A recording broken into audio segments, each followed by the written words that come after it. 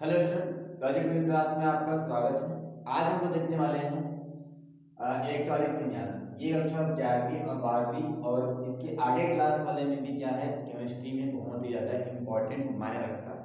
ठीक है, तो इलेक्ट्रॉनिक विन्यास किसी भी तत्व का हम लोग इलेक्ट्रॉनिक विन्यास तत्वों का इलेक्ट्रॉनिक हम लोग लिखने वाले हैं किसी भी तत्व का। तो उसके लिए अपने को सबसे पहले इलेक्ट्रॉनिक विन्यास लिखने से पहले अपने को चाहिए उसका परमाणु क्रमांक। परमाणु क्रमांक आपको पता है तो आप उसका इलेक्ट्रॉनिक विन्यास मैं जो बताने वाला हूँ उस तरीके से आप लिख सकते हैं। तो सबसे पहले आपको क्या पता होना चाहिए, इलेक्ट्रॉनिक विन्यास लिखने का तरीका मालूम होना चाहिए। उसके लिए आपके पास होना चाहिए एन प्लस एल नियम और आपको अबाउ नियम का ज्ञान होना जरूरी है। एन प्लस एल नियम और अबाउ नियम से बना एक सिद्धांत होता है, वो सिद्धांत को बोलते हैं अपने पास। जो आपको क्या रहेगा उसको बता देता हूँ, आपको इसको बनाने का तरीका आपको बता रहा हूँ। तो ये हो जाएगा 1s 2s 3s 4s 5s 6s 7s ऐसा लिखना। फिर एक छोड़ के आपको इसमें लिखना एस, इसमें पी, उसके बाद डी, आपको फिर एफ चाहिए। इस प्रकार से लिखना है। तो ये हो गया एस। फिर आपको लिखना है 2p 3p 4p 6p 4p 5p, फिर आपको चाहिए 6p, फिर 7p। फिर आपको एक छोड़ के आपको जाना चाहिए 3d का, तो 3d 4d 5d 6d 7d। फिर आपको मिलेगा एक छोड़ के आप जाइएगा 4f 5f 6f 7f। फिर आपको इसमें क्या करना होगा कि इसमें लगाना पड़ेगा आपको क्रॉस, ऐसा। इस प्रकार से आप इसको इसमें लगाना क्रॉस। इसका मतलब मैं आपको बताने वाला हूँ। यहाँ पे पी वाला दिया जाएगा, ये वाला और ये वाला। तो ये है एम प्लस एल नियम और अबाउ नियम का जो कॉम्बिनेशन आता है, जिसमें ये जो लिखा हूँ एस पी डी एफ, ये आपके उपकोष को बता रहा है। ये उपकोष को बता रहा है। एस उपकोष में आपके पास 2 इलेक्ट्रॉन होंगे, पी उपकोष में आपके पास 6 इलेक्ट्रॉन होंगे, डी उपकोष में आपके पास 10 इलेक्ट्रॉन होंगे और एफ उपकोष में आपके पास 14 इलेक्ट्रॉन को क्या करना है, भरना है। तो सबसे पहले आपको क्या करना पड़ेगा, आपको किसी भी तत्व का इलेक्ट्रॉनिक विन्यास चाहिए तो आप उसका परमाणु क्रमांक आपको पता होना चाहिए। मैं आपको इस वीडियो में आपको तत्वों का इलेक्ट्रॉनिक विन्यास लिखने का 3 तरीका बताने वाला हूँ। तो सबसे पहला जो तरीका है वो इस आधार पे हम लोग क्या करने वाले हैं, इलेक्ट्रॉनिक विन्यास लिखने वाले हैं। ये याद रखिए कि एस उपकोष में जितने भी एस वाले हैं सब में 2 इलेक्ट्रॉन आएंगे और पी वाले में आपके पास 6 इलेक्ट्रॉन आएंगे और डी वाले में आपके पास 10 इलेक्ट्रॉन और एफ वाले में 14 इलेक्ट्रॉन आएंगे।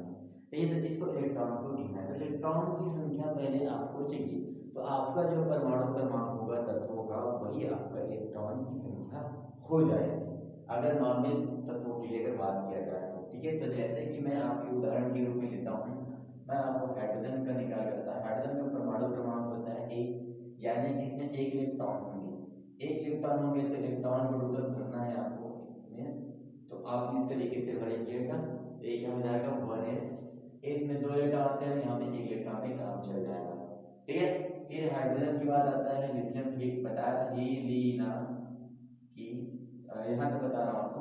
एक इलेक्ट्रॉन लिथियम कितना आता है, इसमें तीसरे नंबर पर 3 इलेक्ट्रॉन होंगे। सोडियम के पास आपके पास 11 इलेक्ट्रॉन होते हैं। इनका इलेक्ट्रॉनिक लिखना है। मैं आपको यहाँ पे ए ब्लॉक तत्वों का पहले बता रहा हूँ, फिर पी ब्लॉक तत्वों का बताऊंगा, फिर इसके बाद आगे वाला भी बढ़ते जाएंगे। तो लिथियम 3 नंबर पे होता है, इसका परमाणु क्रमांक 3 होता है। तो इसमें कितने इलेक्ट्रॉन हो जाएंगे, 3 इलेक्ट्रॉन आएंगे। इन 3 इलेक्ट्रॉनों को इसके आधार पे आपको क्या करना पड़ेगा, भरना पड़ेगा। तो सबसे पहले आता है 1s। 1s में जाने के बाद ऐसे आपको घूमना पड़ेगा और ऐसे आना पड़ेगा। सब में ऐसे घूम के ऐसा आना पड़ेगा, ऐसे घूमते घूमते आपको भरते जाना है। और ध्यान ये रखना है कि आपको कितने इलेक्ट्रॉन भरना है, उतने इलेक्ट्रॉन आप भरिएगा। आपको एस में 3 इलेक्ट्रॉन आप नहीं भर सकते, आपको सिर्फ 2 इलेक्ट्रॉन भरना है। पी में 6 इलेक्ट्रॉन भरना है, डी में 10 इलेक्ट्रॉन और एक में 14 इलेक्ट्रॉन। इसको ध्यान रखिएगा। तो मैं आता हूँ लिथियम को भरने का 3 इलेक्ट्रॉन है, तो 1s1 1s2 हो जाएगा, 2 इलेक्ट्रॉन आ जाएगा। 1 इलेक्ट्रॉन के वापस जाऊंगा तो मेरे पास 2s रहेगा, तो कॉमा करके लिखना 2s1। इस प्रकार से आप इसको भर सकते हैं। फिर सोडियम के लिए भरता हूँ, ये 11 इलेक्ट्रॉन होते हैं, क्योंकि 11 इसका परमाणु क्रमांक होता है। तो मैं यहाँ पे 11 इलेक्ट्रॉन भर रहा हूँ, यहाँ से लिखिएगा। तो 1s2 फिर 2s2 4 इलेक्ट्रॉन होंगे। उसके बाद आएगा आपके पास 2p वाला आ जाएगा,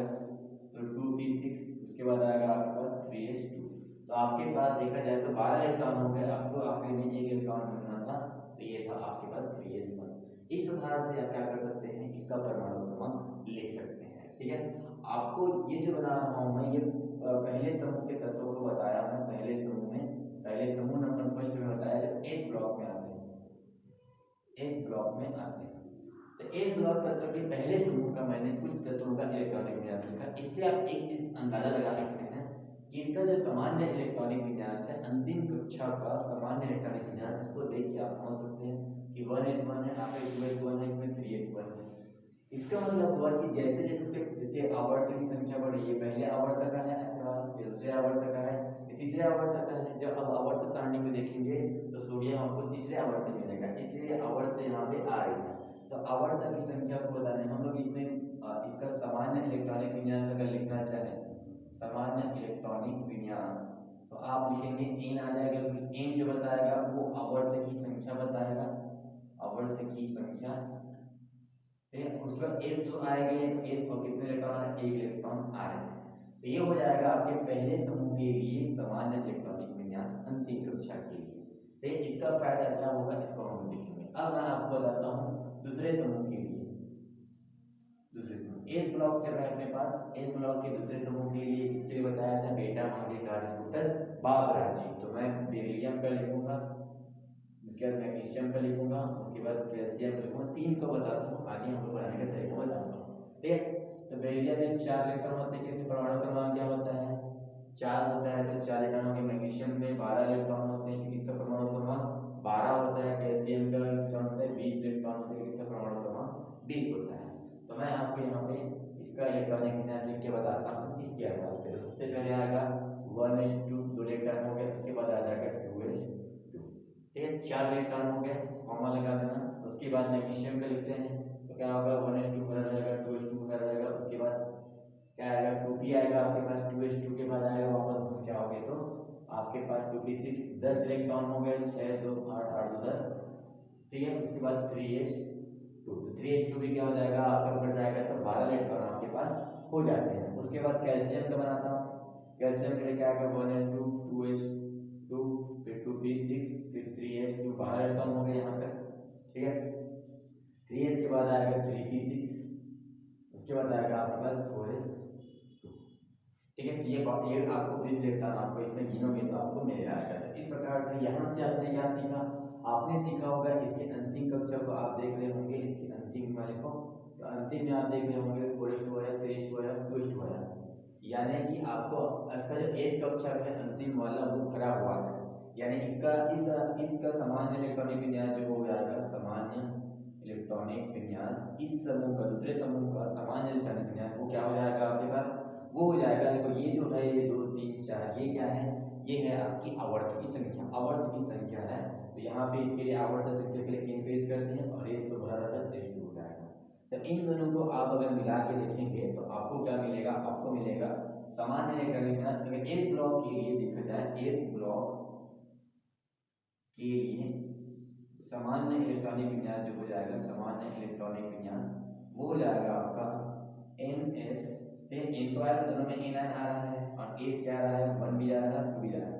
अगर पहले समूह हुआ तो 1 भरेंगे, अगर दूसरे समूह होगा तो 2 भरेंगे। ठीक है, आपको मैं इसको ट्रिक यूज करके आपको बताता हूँ यहाँ पे ये जो तीसरा रूल है। फिर मैं आपको अगले क्लास में टी ब्लॉक तत्वों को बताऊंगा। आपको ज़्यादा वीडियो ज़्यादा बड़ा ना हो, इसके लिए मैं आज इस ब्लॉक के तत्वों का इलेक्ट्रॉनिक विन्यास लिखने का 3 तरीका आपको बताने वाला हूँ। तो पहला तरीका तो मैं आपको इस नियम से बता ही दिया। अब करते हैं दूसरा नियम से, जिससे हम लोग इस सामान्य इलेक्ट्रॉनिक विन्यास का यूज करेंगे। और इसके लिए आपको पता होना चाहिए 18वें समूह के तत्वों का, 18वें समूह के तत्वों का, 18वें समूह के तत्वों का नाम और परमाणु क्रमांक। तो बताया था टीना, मीना और करीना के एक्सरे रंगीन, ऐसा करके बताया टीना, मीना और करीना एक्सरे रंगीन। ठीक है, इस आधार पे हम लोग करने वाले हैं। हीलियम का नंबरिंग होता है 2। फिर मैं आपको जादुई अंक के बारे में बताया था, जादुई अंक होता है 2 8 8 18 18 32।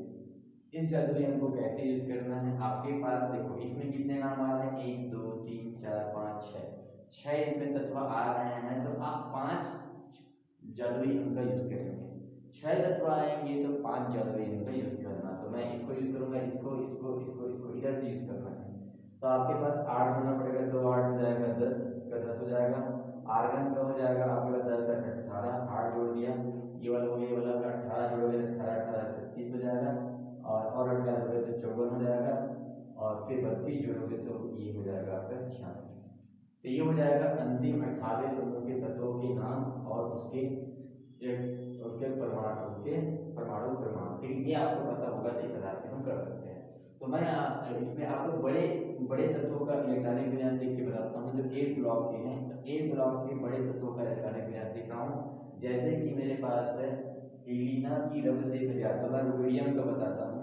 ठीक है, हीलिना की रव से फरियाद, इसका भी परमाणु क्रमांक आपको बता देता हूँ। इसका भी तरीका ऐसा ही है। मैं यहाँ पे आपको पहले तत्व का बता रहा हूँ, पहले समूह का इलेक्ट्रॉनिक उसका तत्वों के जो नाम होंगे उसके लिए मैं बता रहा हूँ आपको। उसमें होता है हाइड्रोजन, हीलिना की रव से फरियाद। ठीक है, ऐसा बताया था, हीलिना की रव से फरियाद। हाइड्रोजन का होता है एक, इसमें कितने नाम है, 1 2 3 4 5 6 7 7 नाम है। 7 नाम है तो आप 6 के 6 जादुई अंक का उपयोग करेंगे। जादुई 7 नाम होते हैं तो 6 जादुई अंक यूज करेंगे, 6 नाम होते हैं तो 5 जादुई अंक का यूज करेंगे। तो मैं यहाँ पे 6 जादुई अंक यूज करूँ तो एक में अगर 2 जोड़ा तो इसका परमाणु क्रमांक 3 मिला, फिर 8 जोड़ा तो 11 मिला, फिर 8 जोड़ा तो 19 मिला, फिर 18 जोड़ा तो 19 18 हो जाता है आपके पास 37, 37 में 18 जोड़ोगे तो आपके पास 55 मिल जाएगा। उसके बाद आपके पास 55 में 32 जोड़ोगे तो आपके पास 85 मिल जाएगा। तो ये आपका क्या है, इसका परमाणु क्रमांक है।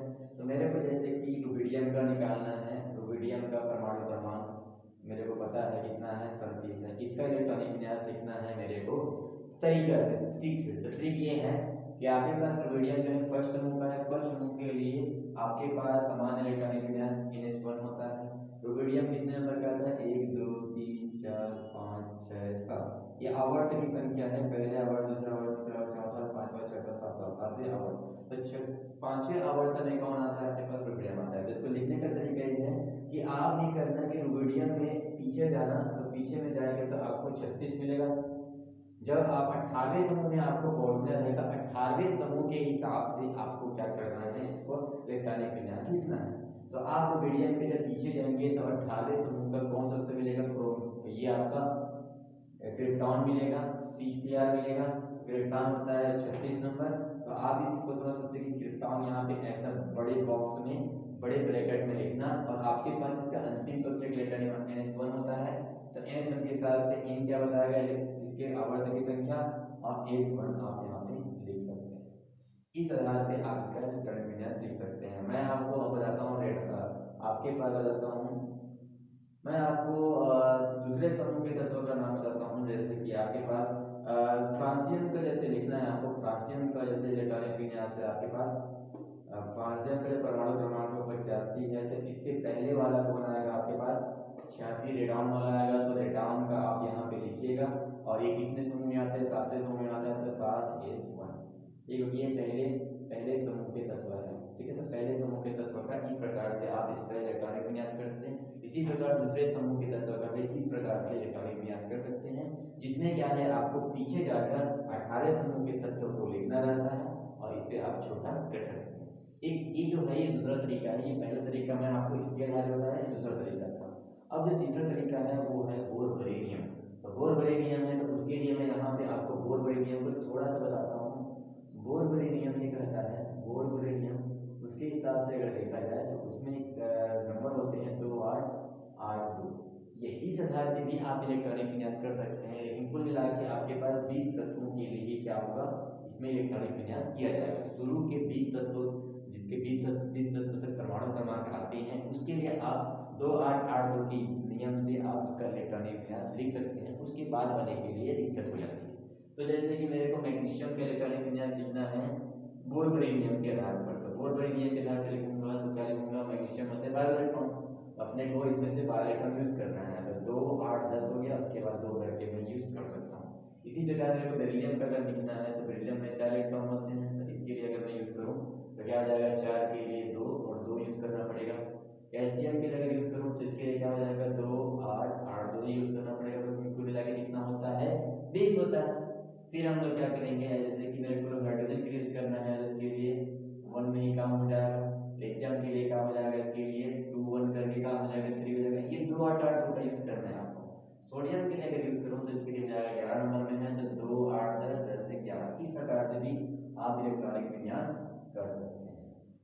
होता है वो रेडियम, लेकिन इसमें 20 तक के तत्वों का ही इलेक्ट्रॉनिक विन्यास सही तरीके से किया जाता है। आपको अगर बड़े तत्वों का इलेक्ट्रॉनिक विन्यास करना है तो आप सामान्य इलेक्ट्रॉनिक विन्यास की सहायता से, जिसमें 18वें समूह के तत्वों का यूज करके आप इलेक्ट्रॉनिक विन्यास लिख सकते हैं। और अगर मीडियम नंबर में आता है, अगर छोटे नंबर में आता है, तो आप इस m+n नियम का अभाव सिद्धांत के माध्यम से भी इसमें इस उपकोष्ठ करने के तरीके के हिसाब से भी आप इलेक्ट्रॉनिक विन्यास लिख सकते हैं।